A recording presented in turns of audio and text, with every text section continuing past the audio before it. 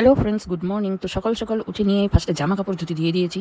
স্বপ্নিল এই প্রথমবার দেখো হার্টের স্ট্রাকচারটা আঁকলো। আমি পুরো অবাক, কারণ এই স্ট্রাকচারটা আঁকা কিন্তু একটু টাফ আছে, কিন্তু প্রথমবারেই এত সুন্দর। তোমাদের কেমন লাগলো অবশ্যই। এখন যাব স্নানে, আর তারপরে কি করছি সেগুলো তোমাকে অবশ্যই দেখাবো ব্লগে। তো বন্ধুরা দেখতে থাকো।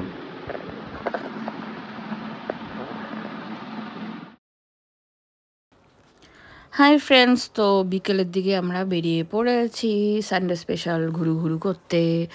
তো যাচ্ছি হচ্ছে লাটাগুড়ি, কিন্তু আমরা যেহেতু লেট করে রওনা দিয়েছি, ঢুকতে ঢুকতে প্রায় সন্ধ্যাই হয়ে গেছে।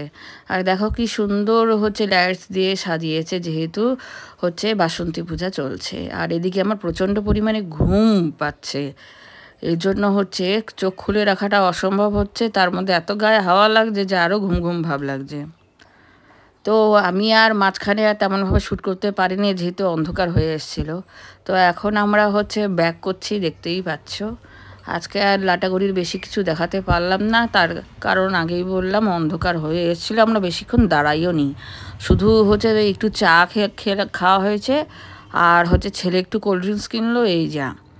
তারপরে হচ্ছে এখন ফিরে নিয়ে হচ্ছে ডাইরেক্ট বাড়িতে ঢুকবো না। এখন হচ্ছে জলপাইগুড়িতে ব্যাক করার পরে হচ্ছে রবীন্দ্র ভবনে মেলা এসছে, তো সেখানেই যাব। তো চলো, ব্লগটা স্কিপ না করে দেখতে থাকো। আমরা চলে এসেছি এখন রবীন্দ্র ভবনে মেলাতে। আর এখানে দেখতেই পাচ্ছ মাটির বিভিন্ন ধরনের জিনিস তৈরি করা হয়েছে। এগুলো হচ্ছে ওই যে যেগুলো আলমারিতে বা ফ্রিজে লাগায় ওই সব জিনিসগুলো। এগুলো ভেতরে চুম্বক লাগানো ছিল। বিভিন্ন টাইপসের হাতে তৈরি করা মালা, শাড়ির তো প্রচুর কালেকশান। শাড়ি, ওড়নার থেকে শুরু করে সব ছিল, কাঁথা স্টিচের শাড়ি।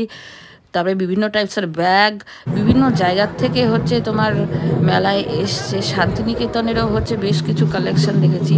আর এখানে ছৌ নাটক হচ্ছে এখানে। তো এত ভিড়, আমি যে সামনে গিয়ে রেকর্ডিং করব সেটা পারিনি। আর ফার্স্ট টাইম আমি এরকম না তাঁত বোনা দেখলাম। ছোটোবেলা আমরা টিভিতে দেখতাম, কালকে হচ্ছে সামনাসামনি দেখেছি, তো ভীষণ ভালো লেগেছে, তাই ক্যাপচার করেছি আর তোমাদেরকে দেখাচ্ছি। আমার আশেপাশে যারা দাঁড়িয়েছিল মেলা দেখতে গেছিলো তারাও সবাই ক্যাপচার করছিল।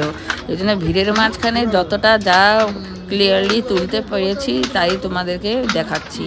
বেশ কিন্তু দেখতে ভালো লাগছিল।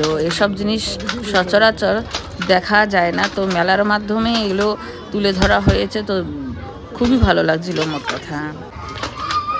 তো চলো এখন মেলার ভেতরের দিকটায় ঢুকি। এখানেও দেখো প্রচুর ভিড়।